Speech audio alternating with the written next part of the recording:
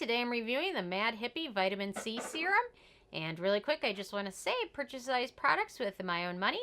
So if you want to help keep the channel independent, check out my products at the Amazon link below. So, today is Total Request Tuesday, and this is a Vitamin C Serum I've been asked about quite often.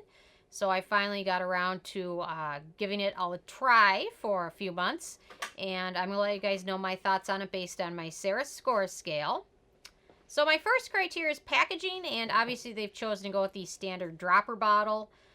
For liquids and serums like that, it's probably ideal packaging, and it protects. I like the tinted glass. It protects the vitamin C from exposure to light and minimal exposure to air with the dropper bottle, although dropper bottles are annoying to me because they're hard to travel with. They're like nearly impossible to travel with, and storing them is a pain, but for a lot of products it's just ideal. So they definitely did a good job with that. My second criteria is alcohol, and this does not contain any denatured alcohols, which is a good thing. The product is also vegan, so FYI, if you're vegan, it's one to check out. My third criteria is fragrance, and this is where they made a slight misstep. It definitely has a little bit of a scent to it, but let me talk about that for a second. It includes grapefruit extract. So if you're using this during the day, I really recommend using a sunscreen over it because some of those citrus extracts have a tendency to cause some oxidation when you're exposed to sunlight with them on. So definitely use a sunblock with this to prevent that from happening because sometimes things like that, when they kind of react with the sunlight, and sometimes they can make pigmentation, things that you're trying to use a vitamin C serum to correct. Sometimes they can make it worse. So definitely use a sunscreen SPF 30 or above when you're wearing this. So it does give it a little bit of a scent. It also has a chamomile, which has a little bit of natural fragrance, and chamomile is an antioxidant. So that's okay. It also contains clary sage, which also has a little bit of a scent, but those are antioxidants as well. So not much of an issue, but it does have a little bit of a natural kind of scent to it. So not as big of an issue as if they would have included a lot of synthetic fragrance or a lot of citrus oils. I like the fact they only included grapefruit peel extract. A lot of vitamin C serums can have lemon peel extract, orange peel extract, tangerine peel extract, grapefruit extract. So they only picked one, and I can appreciate that. And I've been using this product at night, so it's not been as much of an issue as if it were going to be used during the day, especially where it can interact with the sun and things like that. So, but it would be better without the grapefruit peel extract. So my fourth criteria is the manufacturing location, and this is made in the U.S., so no issues with that.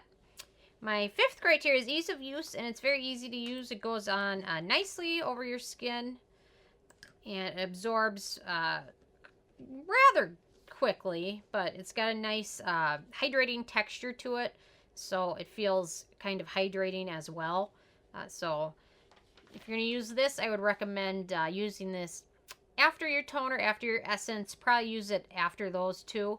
Apply this, and then if you use a night cream or retinol, use that afterwards. Go in order of thickness of the product. So anything very watery you would use first, serums earlier in your skincare routine, and then thicker creams and things like that towards the end. So this is probably going to be one of the first few products you use. So, but very easy to use. It layers well with other products and leaves your skin feeling nice and hydrated. It doesn't have like an oily feeling.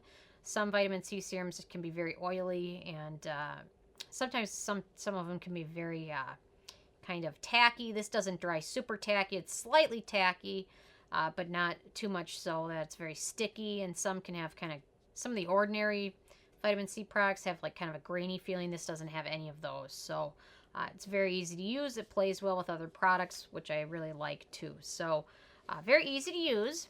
My sixth criteria is antioxidants, and it's loaded with them. It's got a lot of good brightening ingredients, vitamin C, clary sage. Clary sage in small amounts can be good if clary sage is in the first few ingredients, though. It has potential to be an irritant. And it depends on if you have sensitive skin or not, but a little bit of it can be okay. It's got sodium hyaluronate, konjac root, which is a very good ingredient for brightening your skin. Vitamin E, and then ferulic acid, which is a good complement to vitamin C. So it's nice. Definitely a lot of good ingredients in here. My 7th criteria is animal testing, and Mad Hippie is cruelty-free, which we love. My 8th criteria is performance, and this definitely performs quite well. I like the fact that it has a good hydrating feeling to it. Although if you have oily skin, I can see how people with oily skin wouldn't feel this was overly hydrating or doing anything to their skin to make it feel oily.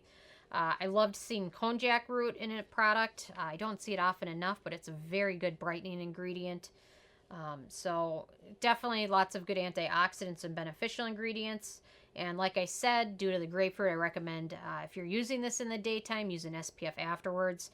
But I definitely noticed a lot of good brightening of my skin while using this, and definitely helps with my hyperpigmentation. I wouldn't say it necessarily worked better than a lot of other vitamin C products, but I did like the fact that they include that konjac root, so it didn't brighten that other more than my favorites, but it did a better job brightening than some of the other vitamin C products that I don't like as much, so take that for what it's worth. My 9th criteria is the price, and this is the full size, which is 1 ounce, and it sells for $33, which is amazing because a lot of vitamin C products you can spend upwards of $100 or more on them, and it's hard to find a good vitamin C serum that's reasonably affordable.